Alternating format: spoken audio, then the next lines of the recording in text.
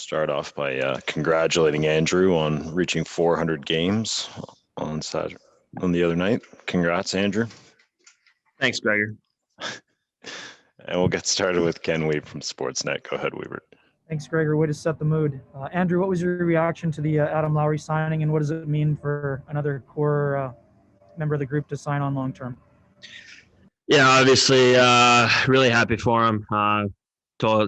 Told me after the game in Toronto. So yeah, it was.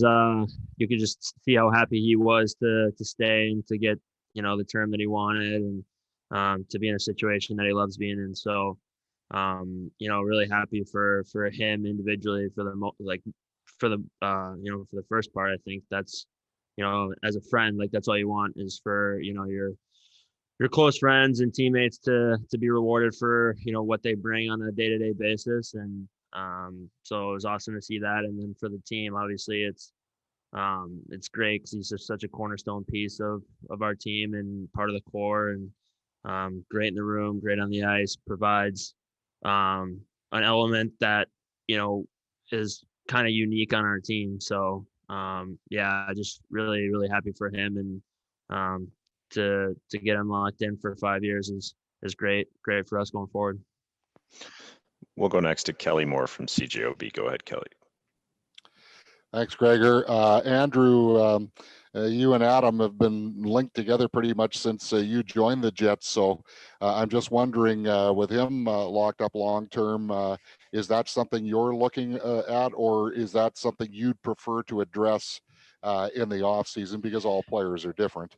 Yeah, I don't know. I'm just kind of trying to worry about continuing to get better in my game and continuing to try and, push to get home ice in the playoffs and have a good closeout to the season and a good playoff. So not really thinking about my contract situation too much right now, or trying not to. Just kind of worried about, getting better each game and playing to the best of my ability. And then all that will take care of itself in the off season. We'll go next to Ted Wyman from the Winnipeg Sun. Go ahead, Ted. Hey, Andrew, how would you say the group of veteran players here has stepped up over the last 5 games with Blake Wheeler, your captain, out of the lineup?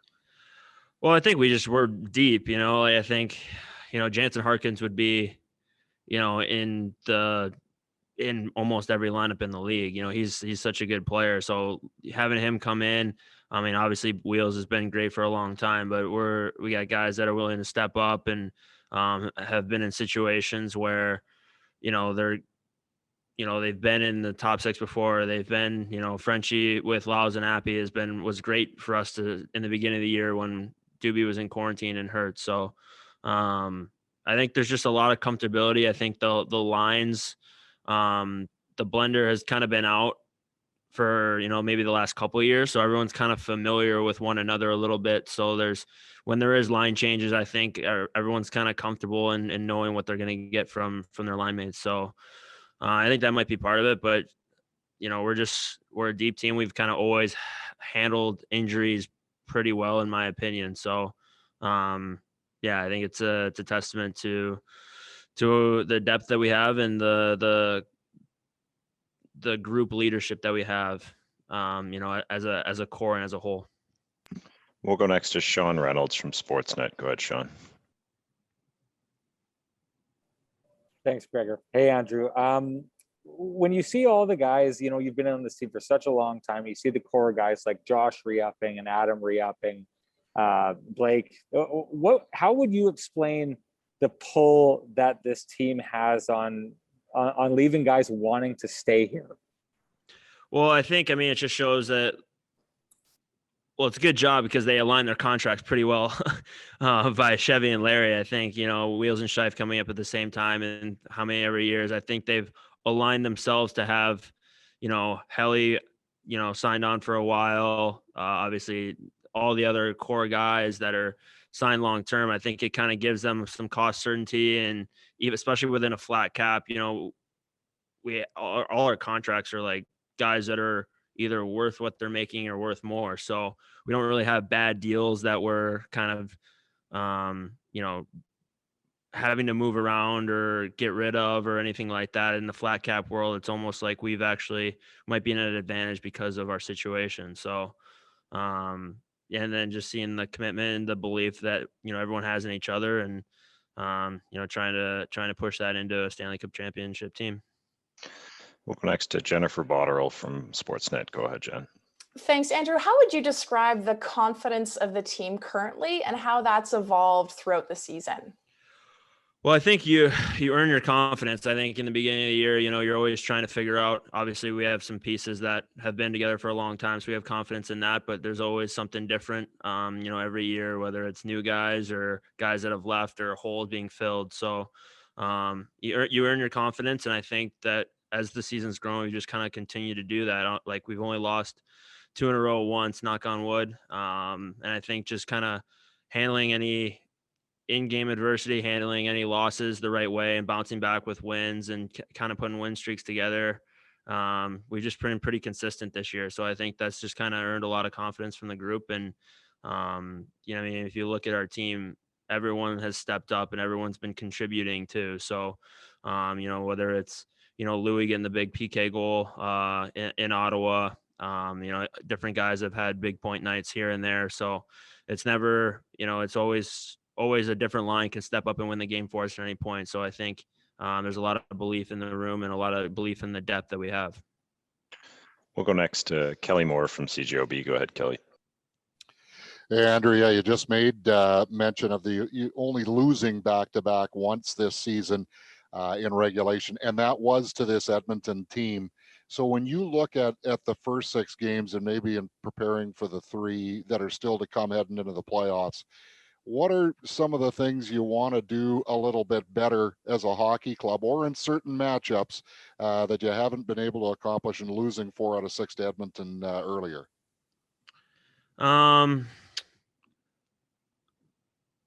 I think it's obviously taking away 97 and 29. I think, that'll be a key, especially if we don't end up catching Toronto in the playoffs. I think those are they're 2 studs, right? So you got to find a way to limit their transition opportunities, kind of make life hard on them a little bit, as much as possible. So doing that, and then otherwise, I think it's just, continuing to improve upon our game, continuing to not turn the puck over in transition. I think we've gotten a lot better at that as the year's gone along. So the more that we force teams to break the puck out and defend our speed and skill down low, the more success we're going to have. So obviously, when we do get our odd man opportunities, we got to take advantage of those. But when it's not there, we got to have the confidence to just kind of put it deep and, rely on our size and skill down low.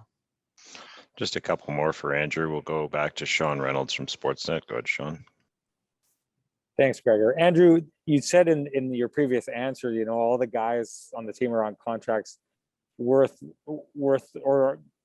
making, the contracts are good contracts for the team. And we say that all the time. It's interesting to hear a player say that. I'm wondering, other teams have talked about, in order to succeed, sometimes you have to take a little bit of a pay cut or whatever, team-friendly contracts. No one has said that out loud here, but do you believe that that's happening in Winnipeg, that players are maybe choosing situation or opportunity or the chance to win here ahead of fully maximizing their contracts? That's tough to say. I think most of the guys that have, with the exception of Wheels, really, but at this point, like you're in Laos, I guess now, when you're restricted. So there's a little bit of a difference between that and re-upping when you're a UFA. But I would say that Laos did that for sure. I would say Wheels did that.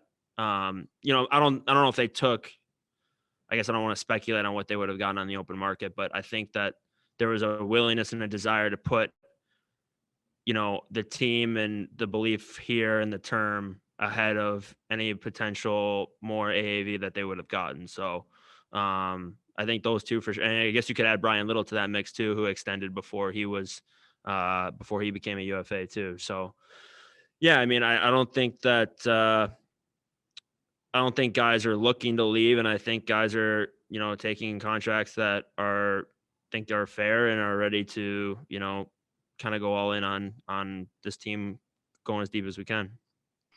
And final question to Jack Michaels from Sportsnet. Go ahead, Jack.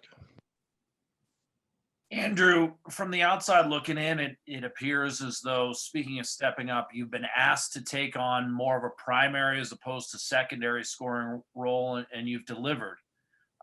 Considering, again, from the outside, it looks like you haven't really been asked to do that since your college days.